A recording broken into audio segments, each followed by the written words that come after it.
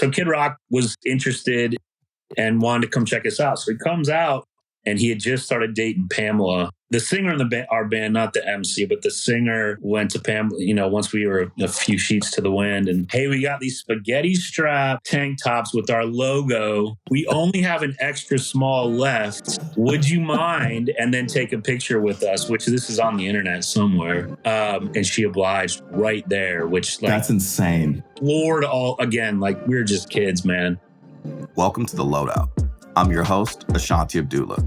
And each week, we take you behind the scenes of the live music industry.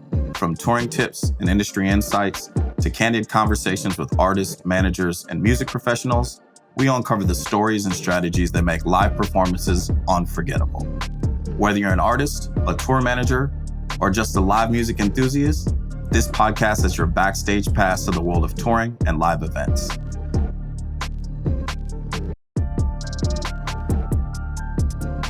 Today, I've got a special guest who's been in the game for over 2 decades. My good friend, Zack Johnson. Zack and I go way back, and I'm thrilled to have him on because he brings a perspective that's often a mystery unless you're deep in the industry.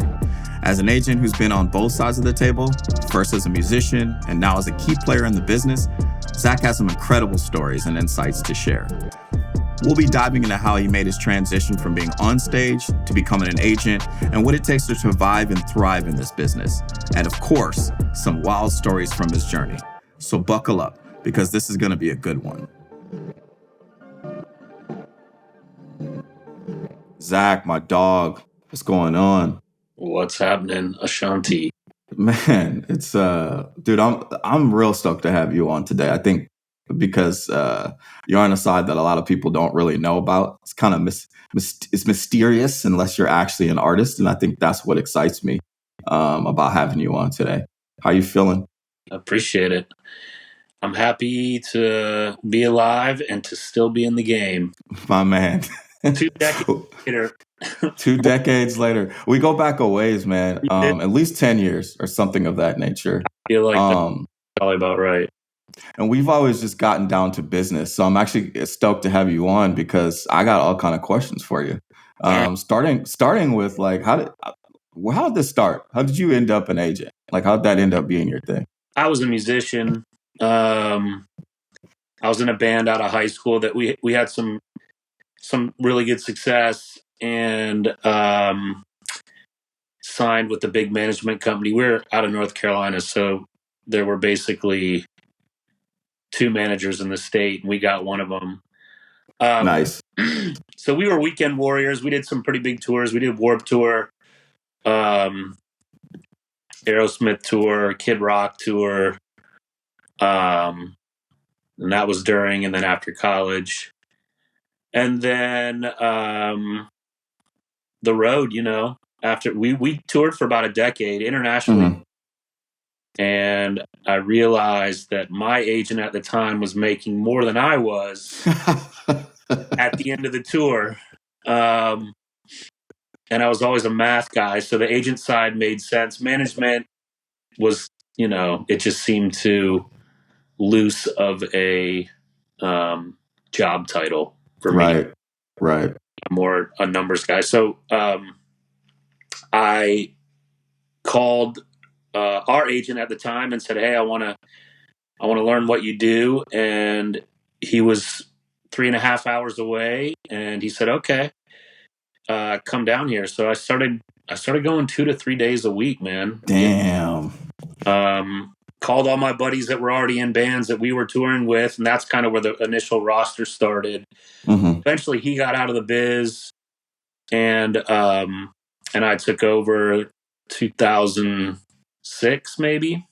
Okay. Like that. It's been a minute. And then things just progressed from there. Again, just started with signing my friends' bands, and some had success and kind of rode that wave. Had job offers from some of the big dogs, and just felt like I knew enough to not go work as an assistant somewhere. Right. And I'm glad I chose that path because, when you got to work to eat, you get down to business. This is true. So yeah, so really started about 04. It's been about 20 years, at least on the agency side, and then touring since 96, basically. Got you. You started off with your friends, and then just kind of started building from there. How did you end up? Because I mean, you've had some, and have some pretty heavyweight cats on your roster, and especially from like the hip hop side. What like brought you into that side of the world? Always a big fan of hip hop, and knew it pretty well, and can speak it well, and I think the passion for at least what our golden era of hip hop in the 90s has stuck with me. And so it's that golden era is harder to book now, as we know, but it's coming up on the 20th and 25th and 30th anniversary, so we'll see who wants to go out and work. But it's a small network of folks, so you do a good job with one of them, and then they're looking to make a change. Hopefully you get the call. Hopefully you sell them on the business side, and then it continues to grow. So yeah, we've got some big dogs, and I love, especially now, just having the conversations about concerts 25 years ago or 20. It's like, that's crazy. It really is, man. Like, it's hard to believe it's been that long, but seeing some of these guys, Dilated was one that I saw back in college. I went to UNC Chapel Hill. They were playing the Cat's Cradle. I think it was them. And oh man, I should remember Farside. Almost life-changing at that point, because I was super, that was Chapel Hill at that time. The Roots were everything, and that whole scene. So, very impressionable back then, and even to this day. It was just great.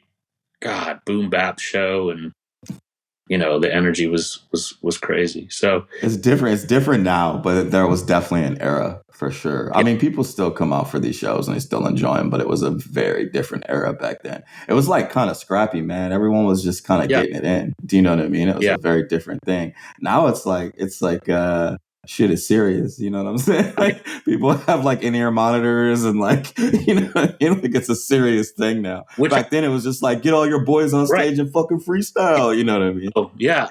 Which, I appreciate both sides. I love, the artists that really have their shit together these days. And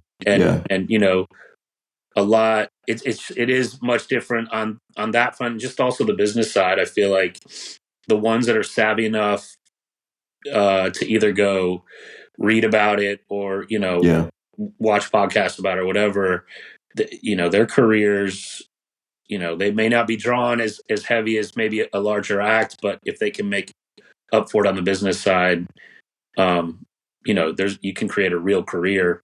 Absolutely. Something you could rely on, even if it's just one tour a year. Hey man, you know what? Every summer I want to go out for 8 weeks. That's it for the year. You can plan around your kids' schools or camps or whatever, but to be able to do something like that once a year, if that's your goal, I mean, that's an amazing thing to do. And and you can still get your rocks off rocking the stage. So yeah, I mean, I have plenty of friends that they do they're probably 2 runs a year. Yeah. And that's 75 or 80K for them for the year. Do you know what I mean? And then they do others, they don't really have to do much else, one-offs and a few other things, and that's it. That's how you stay in the business. But I think the thing is everyone jumps in and wants to be humongous and doesn't realize that there's a whole world, you know what I mean, of like working musicians. Like, you can like make $1 million a year. You don't have to make 100 billion. You know what I mean? You can make $500,000 a year, or whatever the case is, if it's done right.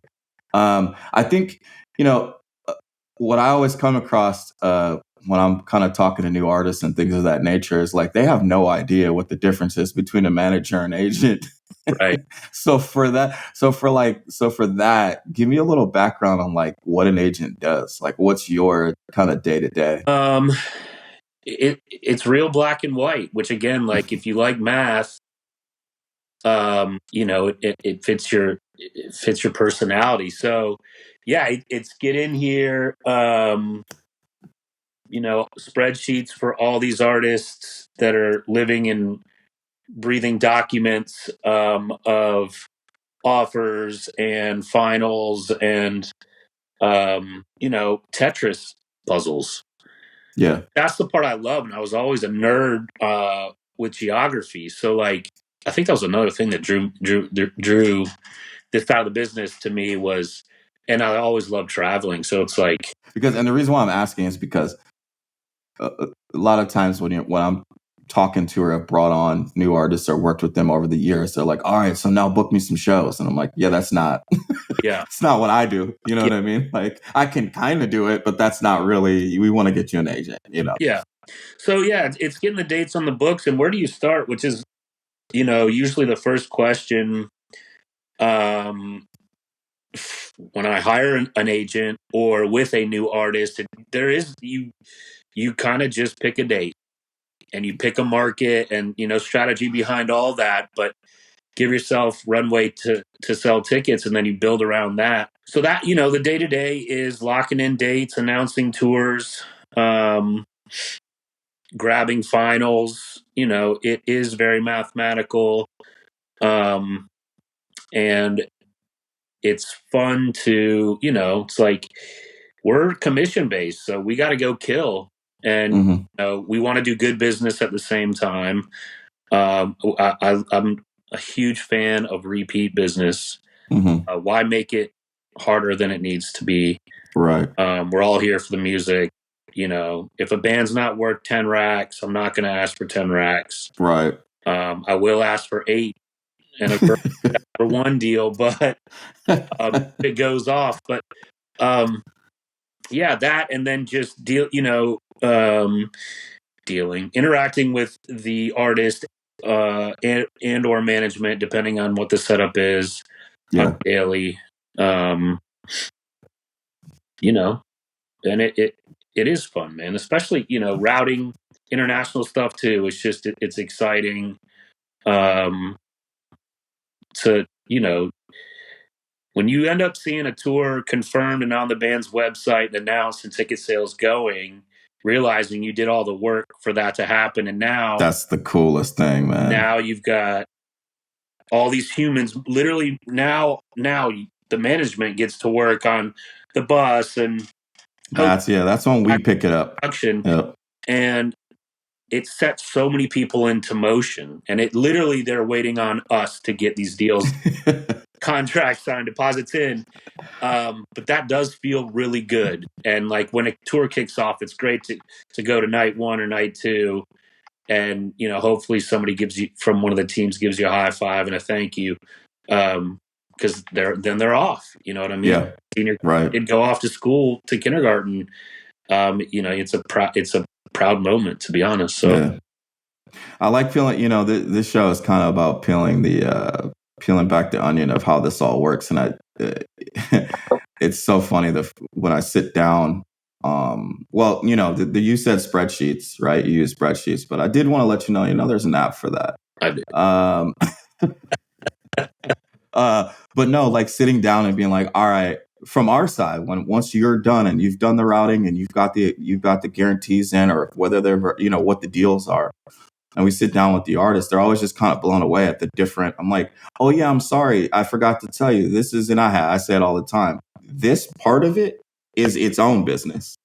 Like this part of what you're doing is its own business, right? So like we now look at our side and then have to look at all the numbers and make it work and be like, okay, this budget works, it'll work out for us if we do it. So it takes a lot of like keen sense to be able to continue to tour, because how many times I've seen it a million times. Somebody gets a tour, they overspend and they're like, shit, I don't know if I want to do this. Do you know what I mean? Like this might not be for me, because they don't realize that it is, you put up the money and it comes back, and that's how it works. And you gotta make your way out there. So it's not for the faint of heart either. I think people kind of, get excited and just think, oh, I'll just jump on the tour. And it's like, no, there's a lot more detail that actually goes into that, you know?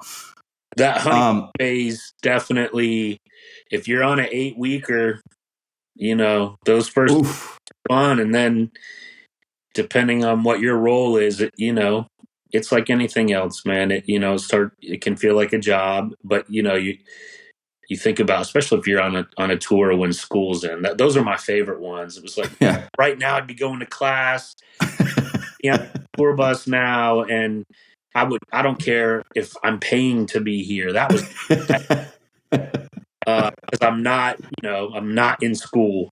That's amazing. Or working a 9 to 5. So going back to your journey, you started off in North Carolina, or you were out in LA? No. Okay. North Carolina guy.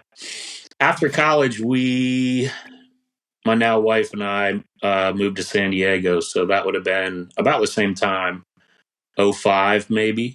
Started there and then ended up in LA, and then came back here 2020. So almost whatever. That's a lot of years. Yeah. And the timing was right. I mean, after college, no real expenses, and San Diego was great because just started doing the rounds, and I knew enough people, but I had to get out there. So like, this is funny. So the Dirty Head Slightly Stupid tour was here, Common Kings, a couple weeks ago, and I took all the guys golfing, which I won, by the way. Okay, so let's throw something on the table right now. Well, after this, we'll talk about that. Talk about the golf game. But I had gone out to a show at Cain's in San Diego, and Dirty Heads were on stage. It was them and Iration. I had a band at the time called the Beat Foundation. They were on it, and Dirty Heads blew me away. Even then, it was just the two of them rhyming and a DJ. Oh, they had the conga, or they had the percussion player too. But I didn't have any cards. After the show, I walked up. I'm like, "Yo, I want to book you guys." I had Afro Man at the time, so that was kind of here's my lead. That's how you. And I handed wrote my name down on a napkin and gave it to Duddy. And Monday morning, the manager called, and anyways, we played golf a few weeks ago, and I told him the story. Not sure he fully remembered, but that was a long time ago. But anyways, got to San Diego and just got out there hustling, and met a lot of folks that I still do business with today. Amazing. So, it was like, put in my time out there. It feels really good to be back home, though. Yeah. And, obviously at this point in my career, I can do it from anywhere. Right. You don't have to necessarily be in the mix at this point. Yeah. You tell me about some of, now I'm going to get into the sticky of it. Tell me about some of your, actually for the younger group that are here listening, what is your favorite, what is the favorite type of artist for you? Like, what works the best for you? Dude, you know what? I don't really have it. There's not an answer there. I'm a mixed bag, dude. Which I think has helped in many ways and also hurt, because there are agents that stay super niched. And that works if you have an artist that blows up and then you sign 10 more just like it. Because everyone's in that, in that vein. My longest client is a Michael Jackson theater show that started in the jazz program at Carolina and Duke. And we've been doing business together for 20 years. That's wild. And it's worldwide. We just announced an Australian tour. It's big business. So everything from that to Little Brother, Right. Or that one guy who's the unique pipe playing, trippy, mushroom, everything, jam band festival guy, So right. there isn't, so it makes my network. So like with Who's Bad, we do symphony shows. Right. So it's like everything, the spectrum is so wide.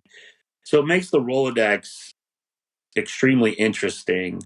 But because it's not niched, I'm calling new folks all the time, you know, that for new business. And so it makes it more challenging.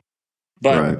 um, I would say, I don't know. There isn't one There type isn't one. of genre If that you had to, I prefer. if you had to think like your favorite, what is like the right type of artist on the business side? Like, who do you like to work with on that side? Well, anybody that gets it, man. So Yeah. the manager for Who's Bad and I are dear friends now.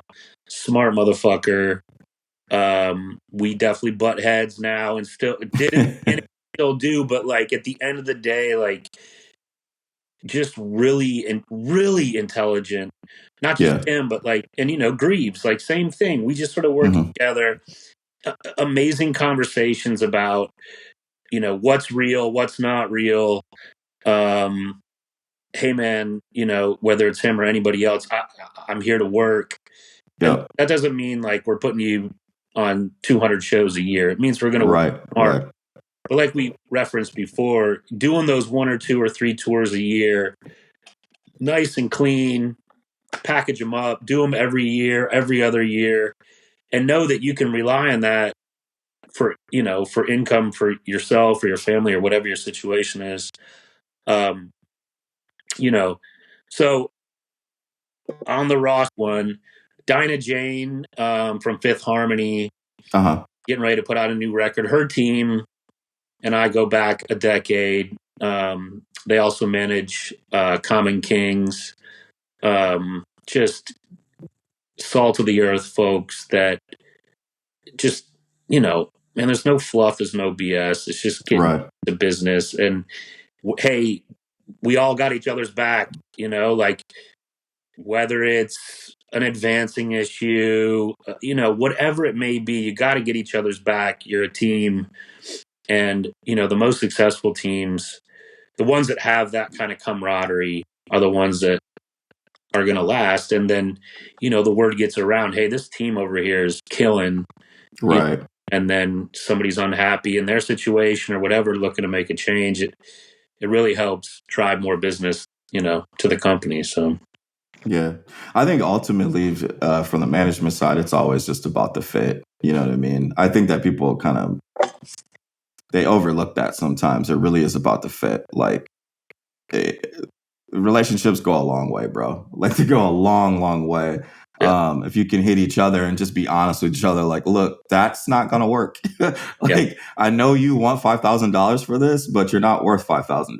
You right, know what I mean? yeah, Like that's the other thing. I think artists have to be realistic. Like, I always try to set them up from my side and be like, yeah, that's you know what I mean? So by the time it gets to you, right, there's already been an argument about that. yeah, You know what I mean? By the time that's why I'm like really sure that like this is the number we have to ask for because I've argued and argued. I've thought about it. I've been like, what has he made that? You know what I mean? Like yeah. we try to when you're cool like that, you really try to think of it that way and not just like try to hamstring your agent partner with just like random shit. You know what I mean? I think that's important. Exactly. I think management of expectations is everything in this business. Yeah. And the more real you are, I mean, it's got to go both ways. The client has to be as, just as real. But though, like, dude, you spend less time on the fluff, man, and just getting down to business, and something's booked and on the books, and you're already thinking 18 Next. down the road. Yep. That's the way to Yep. do business. It's not let's overthink paralysis from analysis. We're Yeah. stuck on, oh man, we need another 500 or 5,000 on the show. Man, Yeah. get the best deal you can, keep it moving. Yeah. At the Unless end it's of the your day. final show and you need the most bread that you can sunset. Like, this is going to be a repeat business. So let's all make some bread, have a good night, and keep it moving. I think I think that's like the keeping it moving part is big for me. there's also like, and you know this, it can get like, I don't think people realize how complicated this shit is. It can get complicated, right? Yeah, Like you guys are wizards, but at the end of the day, like, you know, there might, I'm not going to name any names because some people might know some specifics if I name names, but, yeah, and not in a negative way, just in like the way that the business works. There's been situations where like, I have had to have a discussion with our agent to have a discussion with getting two different offers in one market. And one offer is better than the other, but we have a better relationship with the lower offer. right, And you have to be like, yo, I promise you, we're coming through you on the next one, but we have to take this one because it's a money play. It yeah, is what it is. yeah, Or you turn down a larger offer because of your relationship with that person, and you know that there will be repeat business with them, right, whereas you don't really know about the other situation. You might not know that person. And, you know, I've also had it where we use the same, I've made that mistake of we use the same person, same promoter every time. And another promoter comes along and offers a lot more money. And we're like, we'll give it a shot. And then we're chasing them down for money. Do you right. know what I mean? Like it's, It's a fine line. I mean, you got, yeah, but you know, I get it when artists need that extra bread. I also, if we could all be in a position to where the money didn't matter, then of course yeah, take, the homie promoter. But they also get comfortable with the show. Like maybe you do it 5 years in a row, things are just yep. sitting at the same number, and hey, we need to try something new to rock Try the boat. something fun. Yeah. So Uh, it's and then it's hard to make it. You can't make everybody happy. Um, all the time doing this. no. People get pissed off all the time, myself included. It's better to just walk away, come back, and then just try to have those real conversations. Just Yeah. any business, man. I mean, it's Yeah. the ebbs and flow of this one, especially. Like the cancel. Like the whole meltdown a few weeks ago with all the flights getting canceled. Yeah, man. That was wild. Had to cancel. I don't even know how many dates, and here we were getting the info. Was it Friday? Or it was Thursday night Hmm. that the storm came, or was it connected to the storm? I was thinking two separate things. No, CrowdStrike, it was the CrowdStrike thing where their software went down. Right. I know because I was in Miami at the time and like I didn't get affected, but my friends did that were flying around. It was a whole thing. We're like, long story. I actually have a really good friend of mine who was supposed to be the flight attendant on my flight, and she had like worked it out to be that way. And then she got stuck in LA, and then it was I was pretty pissed because I was like, man, it's the first time I'm ever gonna fly on one of your flights. You know what I mean? After all these years, Yeah. But yeah, Yeah. So just, like a scenario like that, we had to, a lot of the artists fly day of. It's just, hmm, it's more cost effective. Everything's way more. right now, but adding another night of hotels, ground, blah blah blah. So Yeah, most of the time, if you can get an artist to take the first flight out in case there are delays, whatever. So a lot of our artists fly day of, and that day we had to cancel tons of shows, and I would say 80% of buyers got it, and then there are others that were just like upset, and you're like, what do you want me to do here? Yeah, it was like COVID all over again for a short second. It was just like our hands yeah. tied. And then I think about this, like we had another tour where the bus had already left. Mm. So you have the band sitting on the bus for the weekend, and then maybe the singers flying in, they didn't get to make it. The bus had to turn back around, come home. I mean, that's And so think how much expensive. money the band lost. Yeah, that's so expensive. I don't, and that like, yeah, man. I mean, you know what world I come from. I come from the world of being resourceful. And I Yeah, mean, literally that's why, ended up creating Ternwheels because I right. wanted other people to be as resourceful as possible and come home with as much money as possible.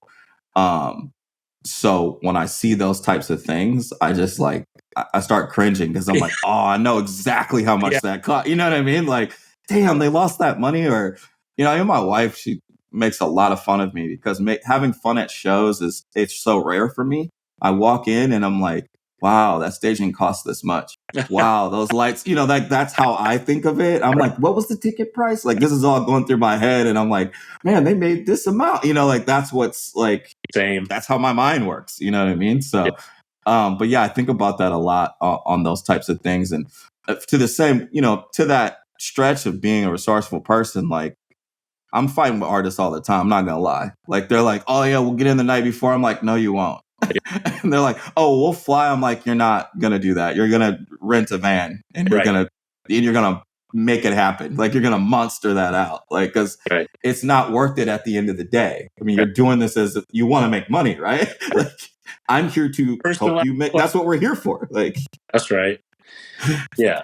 If you want to do it for free, you don't need me. You can do this on your own. You know what I mean? Like you definitely don't need me. And I get it. I mean, there's like, artists have dealt with artists that are like, yo, we've been doing this a long time. Like we really don't want to road warrior anymore. And I'm like, that's cool, but you didn't build it super effectively. So your guarantees are still what they are. Right. And you're a band. Does Right. anyone want to make money here? Because it can't be that it's just me and Zach making money. Right. Full disclosure, Zach works with, outside of this, it was for San Francisco supply artists that I managed. Zach works with them. So we have a lot of back and forth anyway, but that's what I'm talking about. North Carolina, outside of just having the agency, which is Cardinal Talent, you are doing something else. What are the other things you have going on down there? Yeah. We have a sports division that we started, thankfully, in 2020. Mm-hmm. I have a partner, Rob Wilson, that runs that. And he manages professional athletes. Awesome. And it is like our office is, I'm not there today, but it is like it was my dream as a child. Like I didn't know what I wanted to do when I was older, but music and sports were it.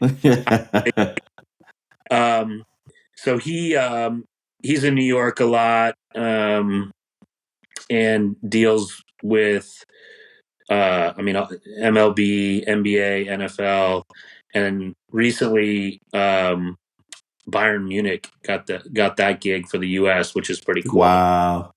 That's super cool, man. Yeah. So he's been in Germany a bunch, but so we do that, and then started a talent buyer division once I moved back as well. Mm-hmm. It's the same cats doing shows here when I was in high school that own venues or maybe don't own venues, and I just felt like there was still opportunity to bring other stuff to town. Yeah. So we the Rialto's our number one. It's actually a old movie theater next to my elementary school that was for sale, and it's a pretty cool story. Real quick, I tried to buy it, and we basically pushed along this investment group in front of us. The press came out about the investment group, and I realized the main guy I went to middle school with. So yeah, I hit him up. I haven't talked to this dude in 30 some years. Got you. And said, hey, dude, I'd love to do concerts. If you're doing movies, I'll do the concerts. Literally the music room in my elementary school, if you walk out the back door of the Rialto where the load-in is, you could throw a rock and hit the music room. So that's awesome. Circle, moment. So the Rialto, 450 cap seated, beautiful old room, and we do mostly Americana. We do some symphony shows. We do some. Here's the mixed bag again. We got Joan Osborne next month. We got Cora Blund. We've got Phil Vassar. That's a little snapshot of what we got. And then I do some outdoor stuff. There are a couple breweries that we partnered with, done some reggae, done some hip hop. Mm-hmm. So I think this year we'll end up doing about 70 shows, which is pretty significant. But I've got a good team of experienced folks here and in South Carolina that have been doing it just as long as me. So I basically called the homies like, hey, let's put a team together. Yeah. Let's go do what, we should have been doing for the last 20 years on the buyer side. Yeah. But it's going great, man. And it's, it's kind of re-energized me because it's more creative than just the agency side. So, I like doing the artwork, being involved in all that, being involved with curating a lineup. And then, it's like a tour, like putting it on, seeing people come through the door and leave happy. And so that part's been fun. And then the final side is we own the studio. So we have, that's downtown here. Awesome. In the BB&T building, but it overlooks the Red Hat amphitheater. It's super dope. 18th floor. So that's the final piece of the puzzle for us. But yeah, we coming out of COVID, man, it was time to diversify. Yeah, for sure. and realized how scary it was to rely on bands to go tour to feed my family. So started doing other things, and it all seems to be working. I mean, I'm with you. COVID, I had the idea for Ternwheel, in 2013, 14. Really? I never, I'm a music guy. I have no idea how to even 0%. I was always like, okay, I know if I go to San Francisco, that's where they build these things. So I could probably figure it out, right? Yeah. I got completely sidetracked out here, but once COVID happened, I was like, all right, it's time for you to fucking do the thing you were gonna do. You know what I mean? Like now when you slow down, you slow your mind down, you can be like, all right, this is the thing, I want to focus on. So I think a lot like, look, in COVID, you either learned how to make it work, or you cried a bunch. And I noticed the people that cried a bunch are the people that aren't used to being told no. They aren't used to going out and making it for themselves. Yeah, you know what I mean? And I get that. I mean, that's tough. If you don't have it, you don't have it. I get that. You need to be told where to plug your phone in. Yeah. And where the on button is on your computer. Yeah. You'll notice that as some of these people get more and more in the music industry and people like that, you'll notice a lot of people you're working with are all self-starters. They're all just like these people that you innately know the right way to go. And I don't know how to explain it, but that's just kind of who we are on the business side of it. And artists come in all different shapes and sizes. Some of them know what they're doing. Some of them are aggrieved. Some of them are a manifest. Some of them are like that. And then some of them, they just need the extra help. They just make records. And there's nothing wrong with that. You know what I mean? Like if you're good at that, you're great at that. So word, man, I really appreciate you being on. I have a couple of last final questions for you. The number one question, I think, tell me about one of either it could be a tour experience where you were on tour. It could be an experience where you booked a tour and you happen to go out to it. Tell me something crazy. There's got to be something funny in that bag of yours or wild from the time you were out. It's probably when I was on the artist side, to be honest with you, because awesome. Now you gotta come in and kind of be the adult in the room. We were. By the way, isn't that wild? Yeah. I mean, I've always kind of been the adult in the room. That's been my job from the beginning. But I couldn't imagine transitioning, bro. There's no way. We were recording in Westlake in Hollywood, and Kid Rock was supposed to come by. So we were on the rap rock thing super early, but we had a real MC that was winning battles here. Actually beat Fonte. Wow. Will he agree with that? Will he actually say? He will. That's surprising. But we were doing the heavy rock stuff, and so Kid Rock was interested and wanted to come check us out. So he comes out, limo. This was at his peak, dude. 01, 02, something like that. And he had just started dating Pamela, and they both walked through the back door. And, dude, we were, 20, 21. Yeah. And walks in with Budweiser, and we just proceeded just to get hammered. And the singer, the singer in our band, not the MC, but the singer went to Pamela, once we were a few sheets to the wind, and, hey, we got these spaghetti strap tank tops with our logo. We we only have an extra small left. Would you mind? And then take a picture with us, which this is on the internet somewhere. And she obliged right there, which like That's insane. floored all again. Like we were just kids, man. Um, but the cool part was Kid Rock. I mean, he was there. He was rocking out to our stuff. We stayed in touch. We did a bunch of dates with him. That following year, like on his big summer thing. So Yeah. I don't know. For me, it was, and for all of us, because then we got on a plane and flew back to North Carolina. And I was working at a coffee shop. So where do you think I was Monday morning, opening at 4:45? That was me. But I think that kind of shock factor of the LA thing and coming home, which has always been a really nice balance, to be honest. It's like Yeah. this kind of la la world, and then you come back to just reality here, and then you try, basically what we're trying to do is just meld those two together for the last couple decades, and proud to say that still here.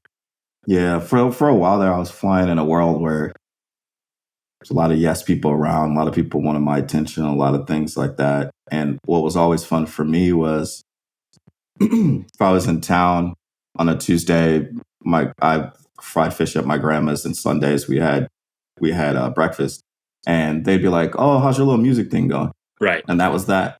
Do you know Yeah. what I mean? There's no they have zero understanding of anything that's going on. You're like, do you know who I was with? Yeah. You know what I mean? But it doesn't matter to them. They don't Does give a shit. And that's what makes it great. Like, I actually kind of love that about my wife these days because, as much as I've tried to stay out of this, I'm back in it. It is what it is. I'm traveling around. I'm at a lot of shows. I'm talking to all my old friends and so on and so forth. And she's just like, oh, who's that?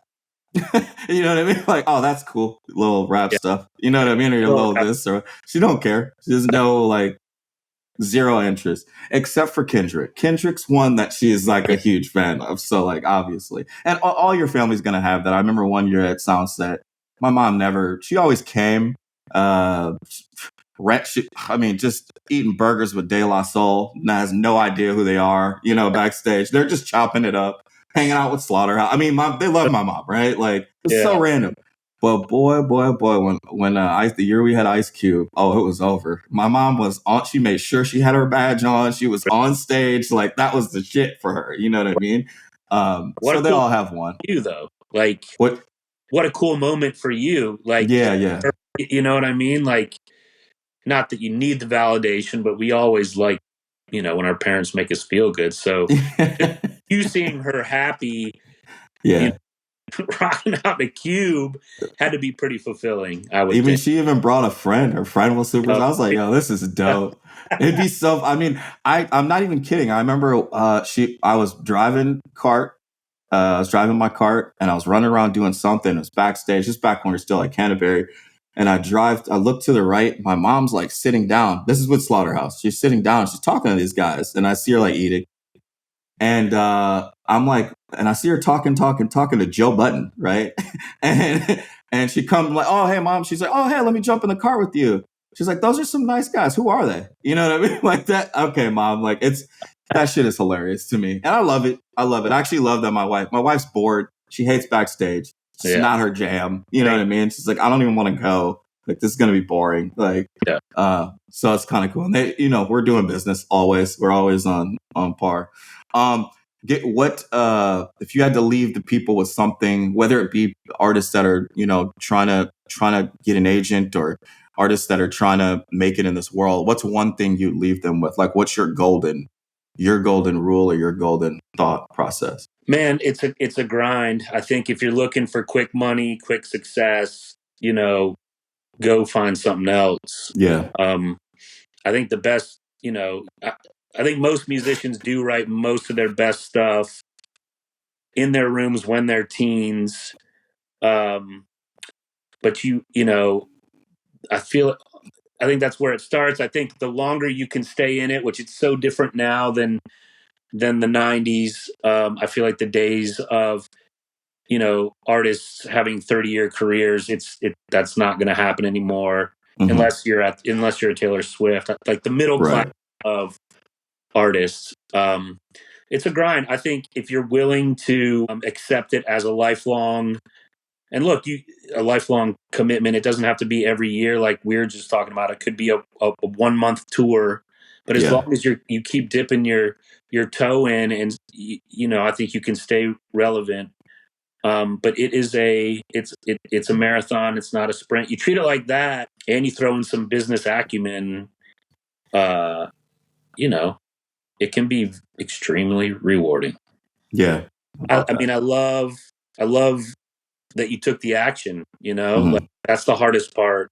Yeah. I think that was the nice thing about COVID. Everything did slow down, but you also had the time, better or worse, to, take an idea and put it on paper and go raise money. And, like people talk all the time. Yeah. Put your money where your mouth is. And I think you're going to do great. The software is dope and it comes from the right spot. You're not just a tech guy that did one tour and now you know everything about you have seen it all out there. So I wish you best of luck and don't stop.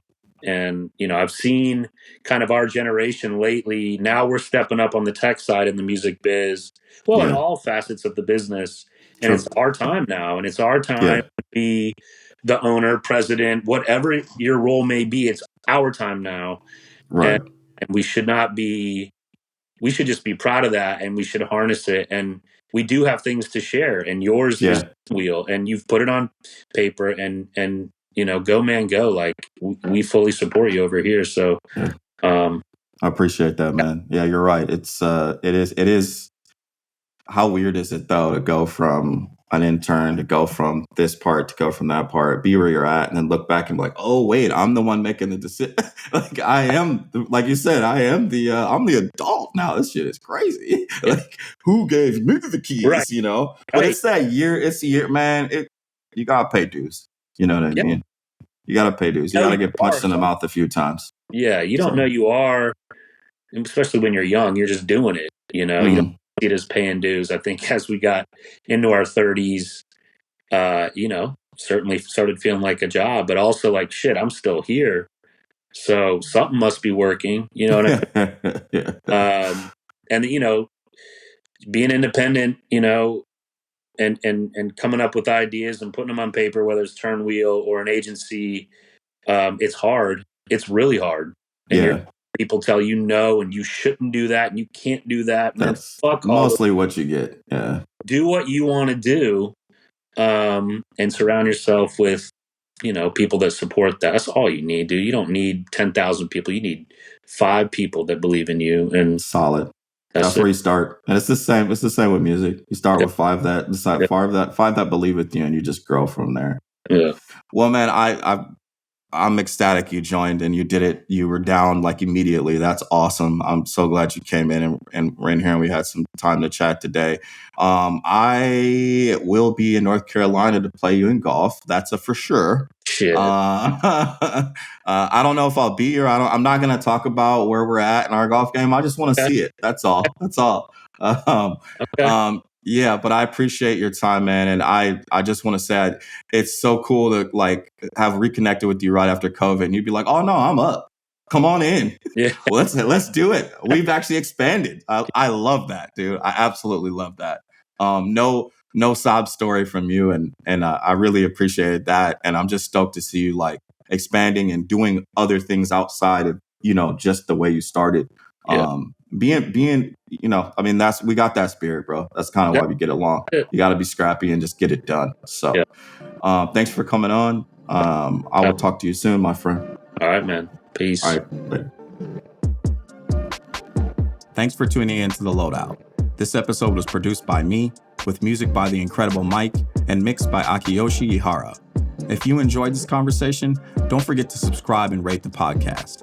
Follow me at Probably Ashanti on all platforms. Until next time, keep buying those tickets. Peace.